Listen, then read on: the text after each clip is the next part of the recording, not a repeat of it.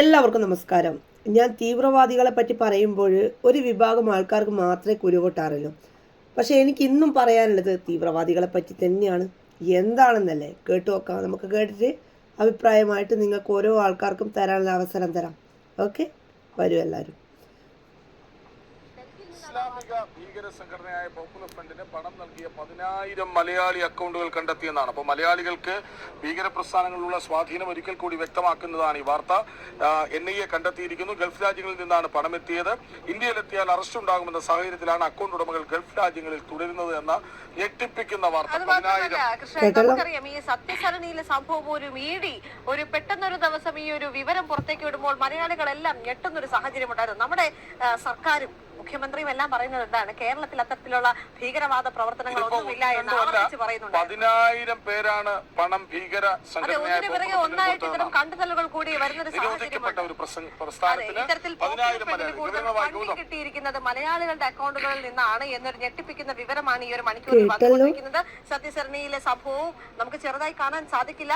കേരളത്തിലെ മതപരിവർത്തന കേന്ദ്രമായി സത്യസരണി മാറി എന്നായിരുന്നു EDയുടെ കണ്ടെത്തൽ. മാത്രമല്ല, കേരളത്തിൽ ഇത്തരം ഭീകരവാദ പ്രവർത്തനങ്ങൾ വളരെ അധികം ഉണ്ട് എന്നൊരു കണ്ടെത്തൽ കൂടിയുണ്ട്. പക്ഷേ തെളിവാണിത്. 1, 2, 3, 4, 10, 15 പേരിലേക്ക് മാത്രം ചുരുങ്ങിയിരുന്ന ഒന്നാണ്.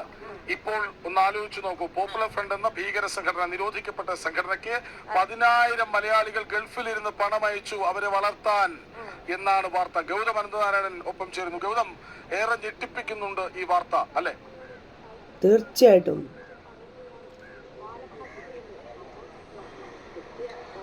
കൃഷ്ണരാജ്, പോപ്പുലർ ഫണ്ടിന്റെ നിരോധനത്തിന് ശേഷവും അതിന് മുൻപും ഈ ഭീകര സംഘടനയ്ക്ക് എവിടെ നിന്നാണ് പണം എത്തുന്നത്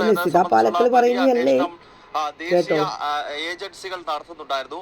ദേശീയ അന്വേഷണ ഏജൻസിയും അതോടൊപ്പം തന്നെ എൻഫോഴ്സ്മെന്റ് ഡയറക്ടറേറ്റുമാണ് ആദ്യം ഇതുമായി ബന്ധപ്പെട്ടുള്ള ഒരു അന്വേഷണം നടത്തിയത്. അതിൽ കൃത്യമായി തന്നെ മനസ്സിലാക്കാൻ കഴിഞ്ഞിരിക്കുന്നത് ഏതാണ്ട് 13,000 അക്കൗണ്ട് വഴിയാണ് PFI എന്ന ഇസ്ലാമിക ഭീകര സംഘടനയ്ക്ക് വിദേശ രാജ്യങ്ങളിൽ നിന്നും പണം എത്തിയത്. ഈ പണം എത്തിയ 13,000 അക്കൗണ്ടുകളിൽ 10,000 അക്കൗണ്ടുകൾ മലയാളികളുടേതാണ് എന്നതാണ് ഏറ്റവും ശ്രദ്ധേയമായിട്ടുള്ള ഘടകം. ഈ മലയാളികളെല്ലാം തന്നെ ഗൾഫ് രാജ്യങ്ങളിലാണ്. UAEയുടെ ഭാഗമായിട്ടുള്ള ദുബൈ, അബുദാബി, അതോടൊപ്പം തന്നെ ഷാർജ പോലെയുള്ള വിവിധ സ്ഥലങ്ങളിൽ UAEയുടെയും അതോടൊപ്പം തന്നെ മറ്റ് ഗൾഫ് രാജ്യങ്ങൾ, സൗദി അറേബ്യ പോലുള്ള രാജ്യങ്ങൾ കേന്ദ്രീകരിച്ച് ജോലി ചെയ്യുന്നവരാണ്. അവരാണ് ഈ 10,000 അക്കൗണ്ടുകളുടെ ഉടമ എന്നാണ് ദേശീയ അന്വേഷണ ഏജൻസി ഇപ്പോൾ കണ്ടെത്തിയിരിക്കുന്നത്. അങ്ങനെ 13,000 അക്കൗണ്ടുകൾ വഴി ഭീകര സംഘടനയായ പോപ്പുലർ ഫ്രണ്ടിന് രാജ്യത്തേക്ക് പണമെത്തി. അതിൽ 10,000-ത്തിലടുത്ത അക്കൗണ്ടുകളും മലയാളികളുടേതാണ് എന്ന ഞെട്ടിപ്പിക്കുന്നതായ വസ്തുത ദേശീയ അന്വേഷണ ഏജൻസി വ്യക്തമാക്കുകയാണ്. മാത്രമല്ല, ഇതിൽ ശ്രദ്ധേയമായ മറ്റൊരു ഘടകം, ഈ 10,000 മലയാളികളും നമ്മുടെ രാജ്യത്തേക്ക് തിരിച്ചു വരുന്നില്ല എന്നുള്ളതാണ്. ഇവരെല്ലാം കണ്ണൂര്, കാസർഗോഡ്, മലപ്പുറം പോലെയുള്ള വടക്കൻ കേരളത്തിലെ വിവിധ ജില്ലകൾ, അതുപോലെ തന്നെ പത്തനംതിട്ട പോലുള്ള ജില്ലകളിൽ നിന്നൊക്കെ ഉള്ളവരാണ്. ഇവരെല്ലാം ഈ പോപ്പുലർ ഫ്രണ്ടിന്റെ നിരോധനത്തിന് ശേഷം തിരിച്ച് ഇന്ത്യയിലേക്ക് എത്തിയിട്ടില്ല. ഈ ഗൾഫ് രാജ്യങ്ങളിൽ തന്നെ തുടരുകയാണ്. കാരണം രാജ്യത്തേക്ക് അന്വേഷണ ഏജൻസി ഇവരെ കസ്റ്റഡിയിലെടുക്കും. ഈ ഭയം മൂലമാണ് ഈ PFIയുടെ ഭീകരന്മാർ, അതല്ലെങ്കിൽ പോപ്പുലർ ഫ്രണ്ട് എന്ന ഭീകര സംഘടനയെ സഹായിച്ച വ്യക്തികൾ ഇപ്പോൾ ഗൾഫ് രാജ്യങ്ങളിൽ തുടരുന്നത്. NIA വൃത്തങ്ങൾ നമുക്ക് നൽകുന്ന സൂചന, ഇവരിൽ പലരും അവരുടെ കുടുംബങ്ങളെ അവിടേക്ക് കൊണ്ടുപോവുകയാണ്. അതായത് കേരളത്തിന്റെ വിവിധ ഭാഗങ്ങളിലുള്ള അവരുടെ ഭാര്യമാർ, അതോടൊപ്പം തന്നെ കുഞ്ഞുങ്ങൾ, അങ്ങനെയുള്ളവരെയൊക്കെ കാണുന്നതിനായി മാത്രമാണ് ഈ വ്യക്തികൾ. ഈ 10,000 അക്കൗണ്ട് ഉടമകളിൽ ആരെങ്കിലും നമ്മുടെ രാജ്യത്തെ വിമാനത്താവളത്തിൽ എത്തിക്കഴിഞ്ഞാൽ അപ്പോൾ തന്നെ അറസ്റ്റ് ചെയ്യുക എന്നതാണ് കേന്ദ്ര നീക്കം. ഏതാണ്ട് 2 ദിവസങ്ങൾക്ക് മുൻപ് ഡൽഹിയിൽ അത്തരം ഒരു അറസ്റ്റ് നടന്നിരുന്നു. ബീഹാർ സ്വദേശിയായ ഒരു മുഹമ്മദ് ആലം എന്ന വ്യക്തി ഡൽഹി അന്താരാഷ്ട്ര വിമാനത്താവളത്തിൽ ഇറങ്ങിയ സമയം തന്നെ ദേശീയ അന്വേഷണ ഏജൻസി ഇയാളെ കസ്റ്റഡിയിലെടുത്തു. ഇയാൾ ഈ പോപ്പുലർ ഫ്രണ്ടിന് ദുബൈയിൽ നിന്നും പണം നൽകിയ അക്കൗണ്ടുകളുടെ ഒരു ഉടമയാണ്. ഈ 13,000 അക്കൗണ്ടുകളിൽ ഒരു വ്യക്തിയാണ് ഈ മുഹമ്മദ് ആലം എന്ന ബീഹാറിലെ പട്ന സ്വദേശി. ഇയാൾ ദുബൈ വിമാനത്താവളത്തിൽ നിന്നും നേരെ പറന്നുയർന്ന് ഡൽഹിയിലെത്തി. ആ ഘട്ടത്തിൽ തന്നെ ദേശീയ അന്വേഷണ ഏജൻസി ഇയാളെ കസ്റ്റഡിയിലെടുക്കുകയായിരുന്നു. ഈ രീതിയിൽ ഇത്തരത്തിൽ പണം നൽകിയിട്ടുള്ള ആളുകൾ നമ്മുടെ രാജ്യത്ത് എവിടെ കാലുകുത്തി കഴിഞ്ഞാലും ആ സെക്കൻഡിൽ തന്നെ NIAക്ക് അത് സംബന്ധിച്ചുള്ള കൃത്യമായ വിവരം ലഭിക്കും. ഈ ഭയം മൂലമാണ് ഈ പോപ്പുലർ ഫ്രണ്ടിനെ സാമ്പത്തികമായി സഹായിച്ചിട്ടുള്ള ആളുകൾ ഇപ്പോൾ ഗൾഫ് രാജ്യങ്ങളിൽ തന്നെ തുടരുന്നത്. കൃഷ്ണരാജ്,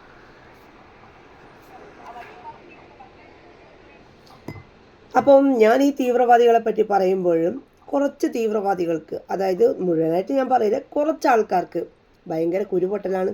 അതെന്തുകൊണ്ടാണെന്ന് എനിക്ക് മനസ്സിലാവാത്തൊരു കാര്യം. ഞാൻ തീവ്രവാദികളെ പറ്റിയിട്ടല്ലേ സുഹൃത്തുക്കളെ പറയുന്നത്. PFIക്ക് പണം നൽകിയ ആൾക്കാർ എല്ലാവരും കുടുങ്ങിയിട്ടുള്ളത്, എല്ലാവരും ഓരോന്നോരോന്നായിട്ട് കുടുങ്ങിയിട്ടുള്ളത്.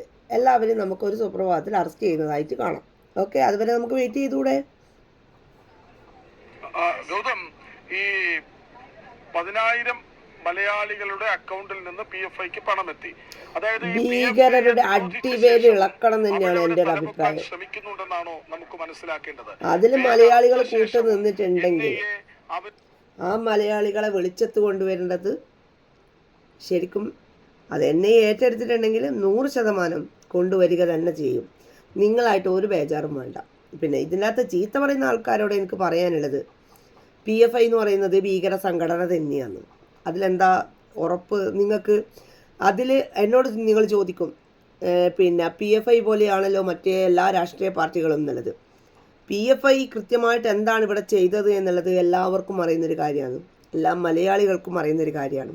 മനസ്സിലായല്ലോ? അതാണ് PFIയും മറ്റുള്ള പാർട്ടികളും തമ്മിലുള്ള ബന്ധം.